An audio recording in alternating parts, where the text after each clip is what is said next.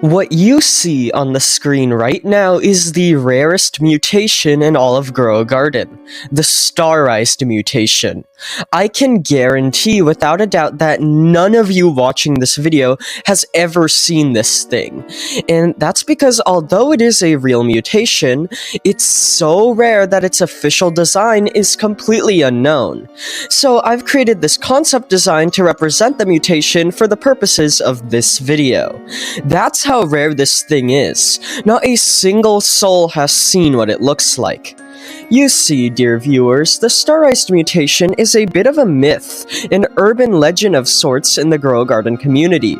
And in this video, I'll be explaining everything you need to know about it, including how you can apply it onto your very own plants in your garden. We have got a lot to discuss today, so with all of that being said, let's begin. Alright, so what exactly is this STARISED mutation? Well, according to rumors, it is believed to be the single best mutation in the entire game, providing a whopping 230 times multiplier to the value of any crop that has it applied onto it. The thing is though, it is so unbelievably hard to get that there is no documented evidence of it at all. I've searched all throughout YouTube and the Grow Garden Discord server to try and see if a single image existed of what this mutation looked like, and unfortunately I found absolutely nothing. So, as I said in the intro, the images you see on the screen of this mutation are merely just concept images I've created of what I think the mutation could look like on a couple different plants, given its name and obtainment method. But speaking of that, how do you obtain the STARISED mutation? Well, it's actually quite a complicated process, so strap in, as I don't think you're ready for how you're able to get this thing. Some of you may remember that the Donban mutation, although now being obtained solely through pets with the Ascendant mutation, used to have another obtainment method. If 4 players all held sunflowers during a Sun God event, an admin-only event which Jandal can sometimes spawn prior to the release of an update, the sunflowers would all gain the mutation, and only that one type of plant could actually get it prior to the release of Ascended pets. The STARISED mutation is believed to be obtained through a similar method, where instead of plants being gifted it through pets or certain weather events, a secret task is required to be fulfilled in order to obtain it. The thing is though, instead of requiring the Sun God event, you'd need the Space Travel event, which is obviously themed around space.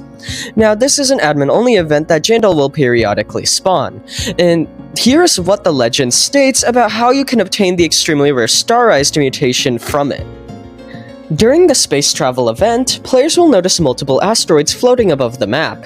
They will also be given a low-gravity status effect, allowing for higher jumps and slower falls only when the event is active.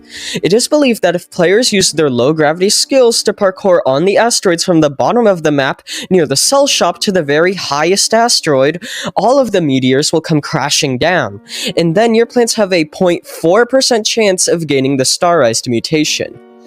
Now, immediately after hearing that description, you should realize that getting this mutation is insanely difficult.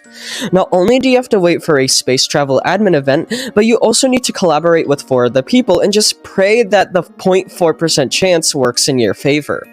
This is all on top of how this mutation might not even exist in the first place, so attempting to obtain it may just be a huge waste of time. Yeah, that's right. Now it's time I question the legitimacy of the STARISED mutation. As I had said, there exists no footage of it even existing, and on top of that, there is absolutely no footage of the asteroids even coming down to the ground at all, which further separates the mutation from reality. There is only one thing at all that supports the existence of the STARISED mutation and the secret quest to obtain it, and that is a message from Jandal himself. Essentially, during one time the space travel event was initiated, Jandal publicly stated that an Easter egg was hiding within it, and that nobody had been able to find it. This Easter egg to this very day still has not been found, leading it to be believed that the STARISED mutation is that Easter egg.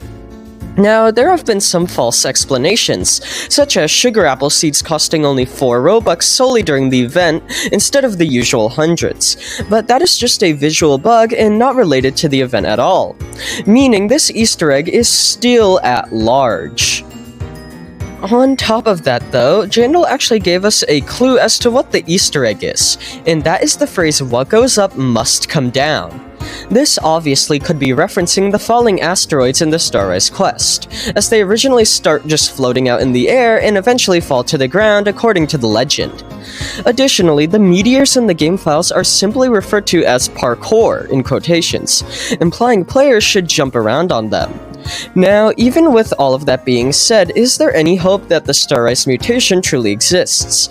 After all, we just went over a bunch of evidence supporting that it is real. Well, I'm not entirely sure. It's entirely possible someone made the whole thing up as a giant hoax, and used aspects of what Jandal said to fortify their false claims. But at the same time, I wouldn't doubt its existence given how quests like this in the past have been implemented. Just look at Dawnbound. I just find it really odd how the exact method of obtaining starized is known, it's just nobody has ever recorded it. It's possible a tester initially leaked the method and it spread and nobody got around to actually testing it. But there really isn't any evidence supporting that claim. After all, that 230 times multiplier could do wonders if applied to specific crops, like a bone blossom, and the supposed method of getting it seems fairly easy, especially if you have a group of friends with you to do parkour across the meters with. The only real hurdle is that once the meteors supposedly fall, there's only a 0.4% chance of the mutation actually applying to a crop, which is about 1 in every 250 crops, so it isn't that common. Still, what else are you going to do during a space travel event? Just hang out? Might as well just try to get it. Just don't be shocked if nothing happens, or if reaching the highest meteors isn't even possible, as it's still likely for this whole thing to just be one giant hoax, and for the starized mutation to have never existed at all. All in all though, despite the oddity of this whole starized situation, it is still pretty cool how Grow Garden actually has an urban legend in its own universe, as I don't think a lot of games can say they have that. I just know that during the next space travel event, I will be testing this myth with my friends to see if it actually works, as getting a 230 times multiplier mutation would definitely be extremely useful, especially if it applies to some of my very high value plants like bone blossoms. Just as a quick summary though, in order to obtain the mutation, you need to parkour across meteors during a space travel event, and once you reach the top, they will all fall down. Afterwards, there is a 1 in 250 chance that a crop in your garden receives the mutation. As for the parkour segment, based on the meteor placements, it appears there's a clear path starting from the bottom to the top, and it begins near the salt shop, so you could try parkouring from there. Anyways, with all of that being said, let me know in the comments what you think of this mutation, including if you believe it's real or not, as well as if you would attempt to get it yourself in the next space travel event. And thank you all for watching, and I hope you enjoyed.